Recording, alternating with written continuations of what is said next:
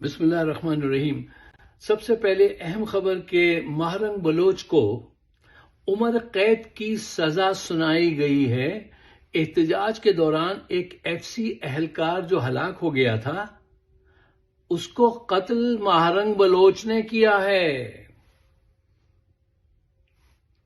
یہ اس بنیاد پر اس کو عمر قید دی جائے گی۔ اچھا، اس کو اگر اس خبر کو آپ کو جاننا چاہیے اس لیے اس کو میں مینشن کر رہا ہوں، ڈیٹیل میں جا کے پڑھیے۔ اب آئیے دوسری خبر کی طرف جس کا ہر طرف پہ ایک چرچا ہے اور اس کو بھی تفصیل سے جانیے۔ وہ ہے جنیوا میں جو مذاکرات ہو رہے ہیں وہ دوبارہ پیر سے شروع ہوں گے۔ اچھا، یہاں پہ جو صورتحال ہے اور جو پرفارمنس ایران نے دکھائی ہے وہ ہسٹوریکلی مطلب تاریخ میں اپنا مقام بنائے گی۔ انہوں نے بتایا ہے کہ ایک چھوٹی قوت بڑی قوت کو کیسے زیر کر سکتی ہے، اور ہماری جو امریکہ کی جو کوشش ہے کہ جو جنگ ہم میدان جنگ میں ہارے ہیں مذاکرات کی میز پر ہم جیت جائیں، وہ بھی نہیں جیتنے دے رہا، وہ بھی نہیں جیتنے دے رہا، اس کی اپنی صلاحیت ہے۔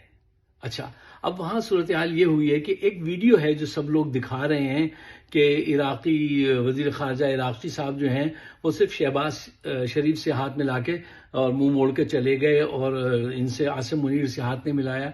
تو مجھے تو ذرا یہ بات اچھی نہیں لگی کہ وہ بہرحال پاکستان کی اس وقت نمائندگی کر رہا ہے عاصم منیر، میں ان کے خلاف ہوں لیکن اس وقت نہیں، اس کو چاہیے تھا کہ مل لیتا۔ اب وہ دیکھیے وہاں پہ کنفیوژن بھی ہوتا ہے، ٹینس لمحات ہوتے ہیں نا، ہو سکتا ہے اس کے ذہن میں کچھ اور ہو، وہ اس وجہ سے مڑ گیا ہو، ہم یہ دعویٰ کریں کہ وہ ان سے اتنی نفرت کرتا ہے کہ چلا گیا۔ نہیں، یہ بات ایسے نہیں سوچنی چاہیے۔ اب مجھے بہرحال اچھی نہیں لگی، میں وہ ویڈیو فوٹیج آپ کو نہیں دکھا سکتا۔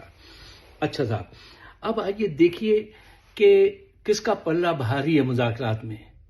دیکھو، مذاکرات میں جو یہ کہہ سکے نا کہ میں واک آؤٹ کر سکتا ہوں وہ ہمیشہ اوپر ہوتا ہے۔ جو مذاکرات میں پہلے سے کچھ شرائط منظور کرا سکے وہ آگے بڑھتا ہے۔ دیکھیے ان کا طریقہ کار، دیکھیے انہوں نے ہم کو امریکہ کو ویٹ کرایا، پہلی بات۔ دوسری بات یہ کہ انہوں نے کہا پریس ہمیں نہیں چاہیے، ہم کسی سے ہاتھ ملاتے ہوئے تصویر نہیں کھنچانا چاہتے ہیں۔ وہ جب آئے تو ان کے جہاز پہ لکھا ہوا تھا 168 مناب، وہ جو بچیاں مناب میں ماری تھی نا، قتل کی گئی تھی، ان کا نام لکھا تھا۔ یہ ان کی ول ہے۔ جب وہ اسلام آباد آئے تھے تو خالی جہاز کے اندر ہر سیٹ پر ایک بچی کا بیگ اور اس کی یادیں لے کر آئے تھے۔ ایک ہم ہیں کہ جہاں گورا دیکھا اس کے پاؤں میں پڑ جاتے ہیں۔ ہمیں ایران سے سیکھنا چاہیے کہ قوم کس کو کہتے ہیں، قوموں کی امامت کیا ہے۔ اقبال کا مصرع تھا کہ قوموں کی امامت کیا ہے، اس کو کیا سمجھیں یہ 2 رکعت کے امام۔ یہ 2 رکعت کی یہ جو قیادت ہے وہ تو انہوں نے ملاؤں کے لیے کہا تھا، لیکن میں یہ کہہ رہا ہوں یہ جو کرپٹ لوگ ہیں یہ کیا سمجھیں کہ قوموں کی امامت کیا ہے، کیا ان کو پتا۔ ایک دفعہ فیض احمد فیض صاحب سے کسی نے پوچھا، ان کو بھی جرنیلوں نے بند کر دیا تھا، وہ اتنا بڑا شاعر، اتنا پڑھا لکھا انسان، اس کو بند کر دیا۔ رہائی کے بعد کسی نے ان سے پوچھا، صاحب یہ جو اتنی خراب صورتحال ہے اس ملک کی، ناانصافی، انتشار، یہ کیسے ٹھیک ہوگا، کیسے چلے گا؟ تو انہوں نے کہا میاں یہ اسی طرح چلتا رہے گا۔ اور یہ بات ان کو کہے ہوئے 50-60 سال ہو گئے اور یہ بات صحیح ثابت ہو رہی ہے آج بھی ان کی۔ اور میں یہ سمجھتا ہوں کہ ابھی مزید 50-60-70 سال اور یہ ملک ایسے چلے گا، انتشار کے ساتھ چل سکتا ہے۔ کیوں؟ کچھ لاجیکلی بات کرنی چاہیے، سائنٹیفک لاجیکل ریزن کے ساتھ بات کرنی چاہیے۔ دیکھو، پاکستان کی سیاست میں اب تک فوج حکومت کرتی آئی، آدھا وقت اس نے فوج نے حکومت ڈائریکٹ کی اور آدھا وقت پیچھے سے بیٹھ کے کی، آگے سے اور پیچھے سے آدھا وقت اسی نے حکومت، اور حتیٰ کہ سیاستدانوں کو جو آگے لاتی ہے وہ بھی فوج ہی لاتی ہے۔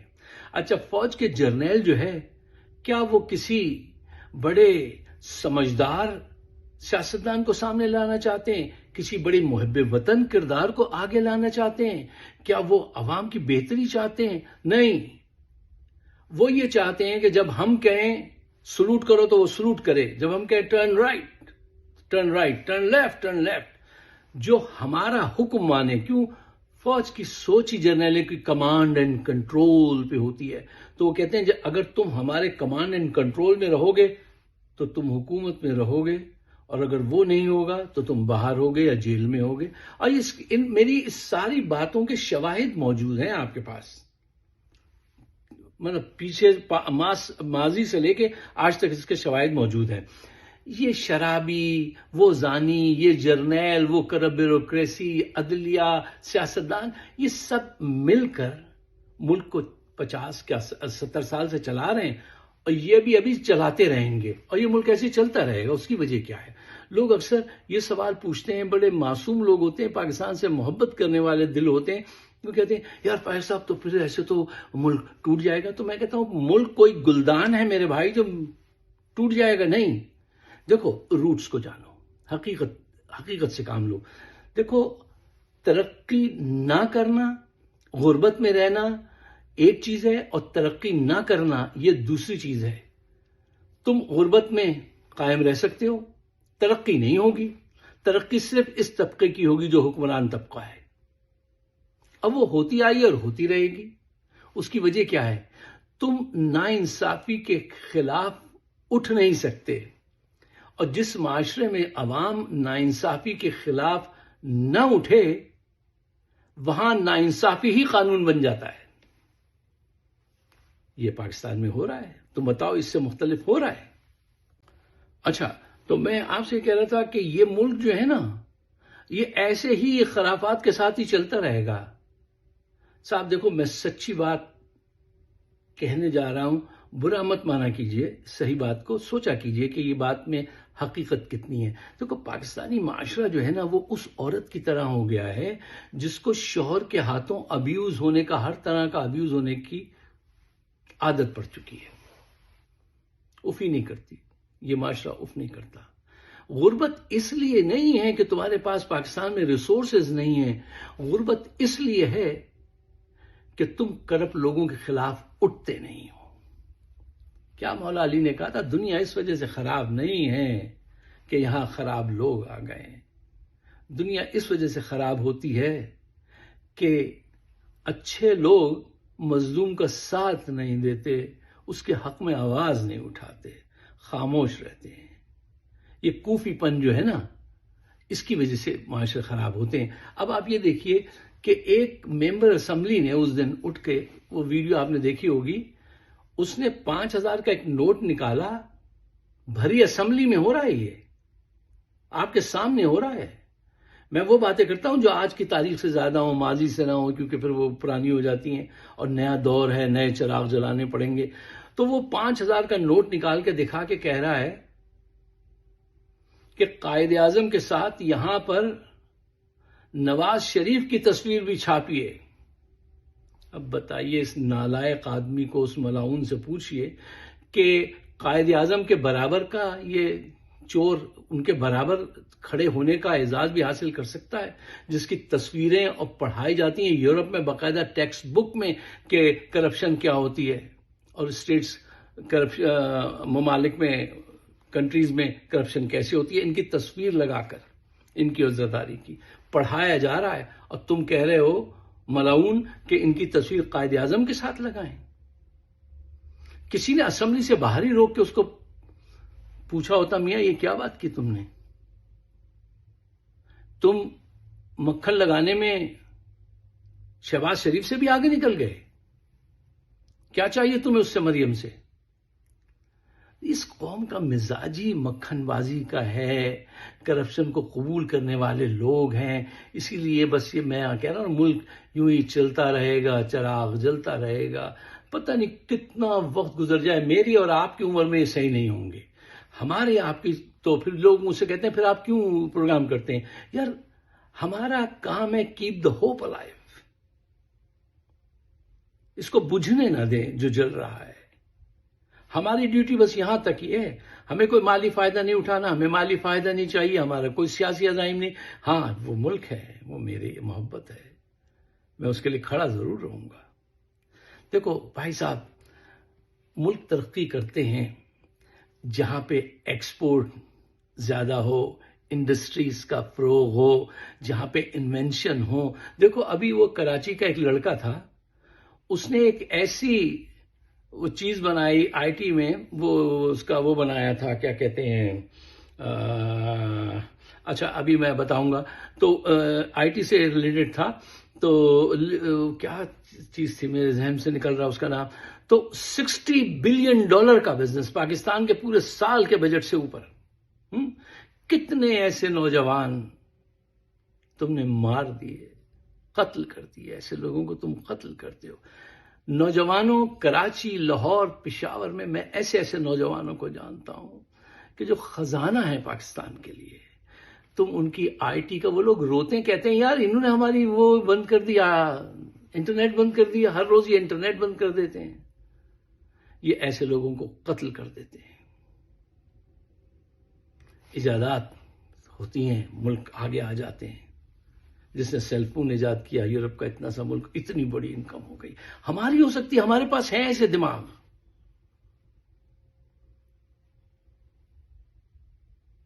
لیکن اس طرف توجہ نہیں ہے. تو یہ وقت ایسے ہی گزر رہا ہے اور یہ گزر جائے گا. یہ میں نے دیکھا ہے کہ یہ واحد ملک ہے دنیا کا جہاں پہ فوج کا حکم چلتا ہے، اور یہ قرضہ لے کر ترقی کرنے کے پلان بناتے ہیں، اور وہ پلان بھی ایسے کہ قرضہ، آدھا قرضہ یہ کھا جاتے ہیں. تو یہ ایک نیا فارمولہ ایجاد کر رہے ہیں کہ یہ قرضہ لے کر کھانے کے بعد ملک ترقی کرے گا. صاحب بتاؤ ایسا کیسے ممکن ہے؟ ایسا ممکن نہیں ہے. کوئی جا کے ان کو سمجھائے. اتنا تو سب کر سکتے ہو. ان کو، جو میرے کچھ دوست ہیں جو ان کے بڑے قریب ہیں، میں ان سے کہتا ہوں ان کو سمجھاؤ. دیکھیے آپ جو کوشش کر رہے ہیں نا پاکستان میں، جرنیلی دماغ، وہ ان کی کوشش ایسی ہے کہ آپ ایک بڑے سے سینی میں، تھال میں، پرات جس کو پنجابی میں کہتے ہیں، اس میں آم کی 2 گٹلیاں لا کے کھڑی کر دیں، رکھ دیں، اور چاروں طرف گن لے کے آدمی کو کھڑا کر دیں، پہرا دیتے رہو. کیا یہاں پہ درخت اگائے گا آم کا؟ نہیں اگے گا. درخت کے لیے اس کو مٹی چاہیے، پانی چاہیے ہے، روشنی، سن لائٹ چاہیے ہے. پھر اس کے بعد پھر ہوگا، آہستہ آہستہ وہ بڑا ہوگا درخت. ایسے نہیں ہوگا. تم اس میں رکھ کے 10 سال کھڑے رہو. تم یہ حرکتیں کر رہے ہو. معیشت اس وقت ترقی کرے گی جب سیاسی استحکام ہوگا، عدلیہ آزاد ہوگی، انویسٹر آئیں گے، اپنی خوشی سے آئیں گے. تمہارے پاس سے اب تک کتنے بڑے بڑے انویسٹر بھاگ گئے. میں اکثر پروگرام میں ان کی تعداد آپ کو بتا رہا ہوں، 30-40 بڑے بڑے انویسٹر بھاگ گئے. کہتے ہیں بھائی یہاں تو انتشار پھیلا ہوا ہے، کب پتہ نہیں فوج کیا ایکشن لے لے، پتہ نہیں کل کون میری گاڑی میں آ کے مجھے قتل کر دے.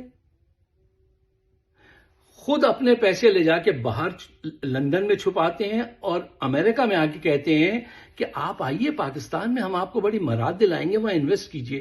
تو یہاں ایک صاحب تھے، وہ مجھ سے پوچھ رہے ہیں کہ یار مجھے یہ بتاؤ کہ یہ ہم وہاں جا کے وہ انویسٹ کریں. تو میں نے کہا تم خود ہی سوچو، یہ اپنے پیسے یہاں کیوں نہیں لاتے؟ یہ یہاں لے آتے ہیں، وہاں کیوں نہیں لے جاتے پاکستان؟ تو یہ جال سازیاں ہیں. اچھا نیتی جب خراب ہو، نیتی خراب ہو، کوئی خاندانی، ذہنی، تعلیمی بیک گراؤنڈ کچھ بھی نہیں ہے ان لوگوں کے پاس، کچھ بھی نہیں. نفس ہے، اور اس کو پالش کرتے رہتے ہیں، اس پہ تیل لگاتے رہتے ہیں کہ اپنے نفس کو موٹا کرتے رہیں اور لوٹتے رہیں. اور قوم جو ہے اس میں اتنی ہمت ہی نہیں ہے. قوم بھی ایسی ہے نا صاحب، ہماری اٹھتی ہی نہیں ہے. جو میں نے پہلے کہا نا کہ ناانصافی کے خلاف نہیں اٹھو گے تو ناانصافی ہی قانون ٹھہرے گا اس معاشرے میں، جو ہو رہا ہے پاکستان میں. اب کچھ لوگ کہتے ہیں مایوس کر دیا. نہیں، مایوس نہیں کر دیا. فیض صاحب نے جو بات کہی تھی، انہوں نے مایوس کیا؟ ان کے سارے حقائق سامنے آ گئے 60 سال میں. اب آگے بھی تم دیکھ لینا. وہ دیکھو جو ایران کی ٹیم پہنچی ہے، کیا ڈگنیٹی کے ساتھ انہوں نے بات کی ہے. ایک تم ہو، جہاں کسی امریکن کو دیکھا اس کے قدموں میں جا کے گر جاتے ہیں یہ لوگ، اور کہتے ہیں تیرے قدموں میں بکھر جانے کو جی چاہتا ہے، تو حکم دے تیسی جانوار دے آنگے. ایک باری حکم تو دے، اشارات کر. یہ حالت ہے. ایسے بہت سارے دلچسپ قصے ہیں جو یہاں ٹائم اتنا آپ لوگوں کو پسند نہیں کرتے، لمبا ٹائم، تو میں کر رہا ہوں ریکارڈ. ہمارا پیٹریون از آن ناؤ، تو اس پہ بہت ساری موضوعات پہ نئی ویڈیوز ہیں، اس پہ آئیے، اس کی ممبرشپ حاصل کیجیے اور ذرا انجوائے کیجیے اور کچھ نالج کو بھی بڑھائیے. مجھے اپنے خیالات سے نوازیے گا. آپ سب کا بہت بہت شکریہ.